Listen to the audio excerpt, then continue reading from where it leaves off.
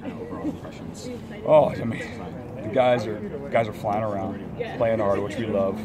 You know, we had a few calls in the first day, and guys are flying around, executing that. And then today we had even more calls on top of that, so a little more thinking, but it's awesome. The guys are communicating, they're talking, they're gelling. It's just fun watching the guys compete. For you, what's it kind of like, having everybody new, except you have one returner and everyone's new playing-wise? I know they've been on the team before, but I mean, their first shot at playing. Right. You know, what's funny is that we're actually not as young as people think. So you think of Miles Bryant's a senior, I'm talking about in the back end. You got Isaiah Gilchrist, Elijah Molden, Keith Taylor, and Brandon McKinney. They're all juniors. And so it's not like we got a whole bunch of freshmen. Now, they're going to be their time to start, be in those starting roles. And so it's going to be fun to watch you guys compete throughout camp. Yeah, every year you lose a lot of talent from guys who leave the program, graduate, and it seems like you guys are able to rebuild that every year. What's the key to that? I mean, the key is obviously make sure we recruit the right athlete to come in here. And what is nice is we've had a lot of consistency with our coaching staff, and we've been able to build layers onto our defense. And so it's really been taught, with the guys that are returning, they get to hear a lot in the locker room, like what, hey, Coach Lake means this, Coach K means this, this is what, and then obviously in our meeting rooms we're teaching them some more, and then out of practice. But we've been running the same scheme, and we've done a good job of recruiting guys that we think fit our scheme, and so I think that's when you can see some consistency no matter who we lose. What are your feelings about the potential of this year's defense? Yeah, I think it still remains to be seen. What I really love is our effort these first 2 days. We're flying around. We're in pajamas right now. It's just pajama football. We're in helmets. Nice is our next practice. We'll have some shells on. And then we get to play some real football coming up when we get full pads on. And that's when defensive football really shines, when you got full pads on. Jimmy, can you talk a little bit about your relationship with Will Harris and how it's evolved from year one to year two? Yeah, no, Coach Harris he's a big-time coach before he came here. And, that's one reason why we selected him and we hired him. And now he is even more comfortable in his role. The guys love him. He ran a lot of the meetings in the offseason.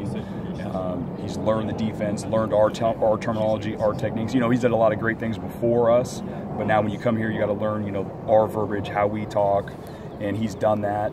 He's doing a great job on the recruiting scene. He's a valuable member of our staff. When it comes to the mechanics of this kind of a practice, how do you guys kind of split up your time?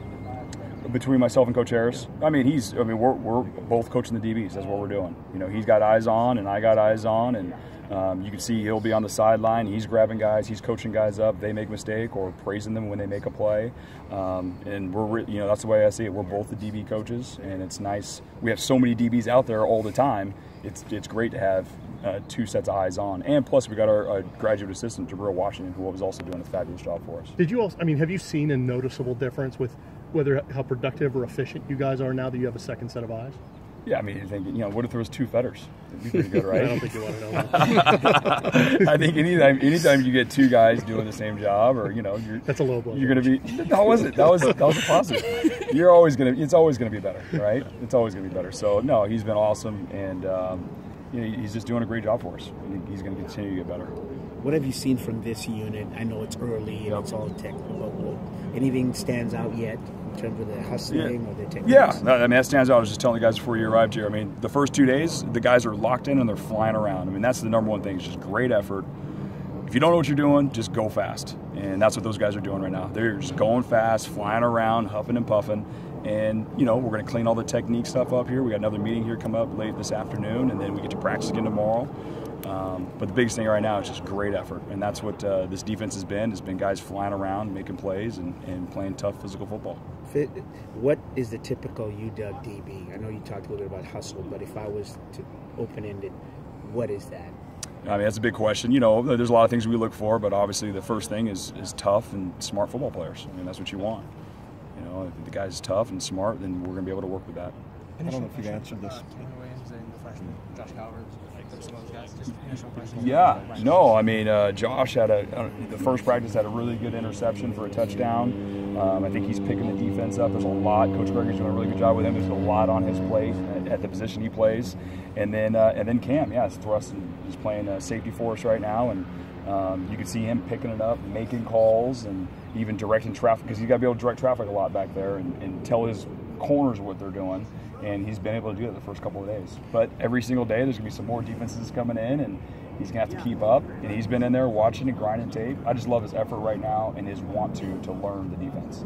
Jimmy, can you talk a little bit about Alex Cook? Is that a guy that you stole from the offense, or is that a guy that voluntarily came over? What'd you see? Right. No, I mean, you've been covering our program for a while now since we've been here. I'm always recruiting, whether I'm recruiting outside of this building or inside the building. So I'm always looking over at the other side of the ball, trying to pluck guys. I got John Ross that one year, and I've pulled guys over, Jamon Dawson, you name it. And so I'm always recruiting, and I recruited Alex Cook over. Is it a trade deal? It's a recruiting deal. No, it's not a trade. I just take a guy and that's it. I don't give anybody over. So yeah, we'll see. He's doing fine right now. It's only 2 days. He's working at it, and we're just going to see how he ends up at the end of spring football. His high school film, he looked really good at safety. What did you see that you liked from him? Yeah, no, we offered him from it was on both sides of the ball really when we first offered him. His first visit here, he was with me, and we had offered him a scholarship and loved his tape at safety, and we loved his athleticism at wide receiver. And then, of course, after the end of the recruiting, I can't remember exactly how it went down, but he wanted to play receiver, so we recruited him as a wide receiver. But I love his his toughness. He was a tough player coming out of high school, and that's not going to change. And now we just got to learn how we do things on the defensive side of the ball, and hopefully you'll see him here shine here in the next couple of weeks. Any other targets on the offensive side of the ball? Yeah, I'm not going to tell you, though. Does offense steal guys from you, too? No. When I get them, they stay. I haven't lost one guy. No. I'm pretty good at keeping my guys. Julius Irvin's a guy who's in high school played, corner and safety, and I think he's been practicing with safeties a little bit. What fits best for him, and what are you guys going to see is utilizing him? Yeah, he is, like a lot of our guys, we're able to move guys around, play corner, play nickel, play safety. I mean, Kevin King played all the position for us. I see Julius in the same mold. He can play. We can have him at corner, we can have him at nickel, we can have him at either one of our safety spots. He's that athletic, he's that smart. And we have to have guys that are able to move around and do that because of how many DBs we play with, and because injuries obviously happen in football, and so we need guys to be able to move around. Miles Bryant started 5 games for us at corner 2 years ago. He's also played safety for us. He's also played nickel, and that's just one example. Elijah Molden's played our money position. He's played nickel, and he's played corner. They have to know multiple positions. With Molden, he had a tip pick today. It seems like he gets his hand on the ball all the time. Is it an instinctive thing? Is it him being able to sense something, or what allows him to be as active as he seems to be? Yeah, no, I mean it's instincts for sure. It's his athleticism, his sound technique. He played on offense in high school, so he's naturally got those ball skills. He's a talented player, and I'm glad we recruited him and got him here because I know he's going to make a lot of plays for us here in the next couple of years. With so many new guys that you're kind of breaking in, how nice is it to have someone in the middle like Brandon Wellington, who's been around, and what does he really provide for this defense? No question. I mean, his arrow was pointing up at the beginning of the last year. He really started playing some big-time football for us, and now with him being the senior, replacing a guy like Ben Burke-Irvin, who played a ton of football for us, it's nice to have a big-time athlete like that knows our defense, has great leadership skills, and is so athletic that even as much as I love Ben Burke-Irvin, I think we have a player that we don't feel like there's going to be a ton of drop-off. What do you feel the potential for the pass rush is?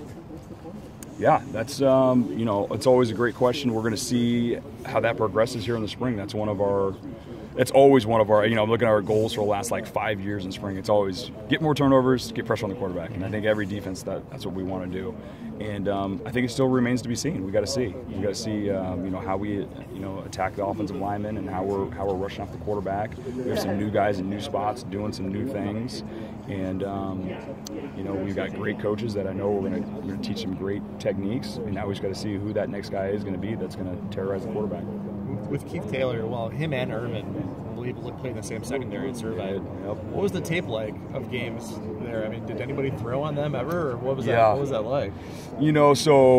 Keith Taylor was about 2 years younger, so they didn't play that much together. But I was recruiting Julius, and then all of a sudden I saw this young guy. I'm like, who is this guy? And Keith Taylor's sitting there, and so it ended up being almost like one-stop shopping. And also, Keith Taylor transferred over from St. John Bosco. I'm not sure if you knew that his first year. So, but yeah, it's nice when you know, there's so much talent down there in Southern California. I mean, it's really nice when there's that, you know, a situation where I've already met somebody through somebody else, and then it makes it that much easier to get that connection. I know how much you love Twitter, but you got to explain one Twitter post to us. Oh, geez. The Plum Crazy Purple Dodge Challenger with go, 700 man. horsepower. Let's go. Purple, man. Purple. Let's get our recruiting started. That's what that was all about. You gotta love the purple and the gold. How fast have you gone? No comment. Might get a ticket sent out to me. Good.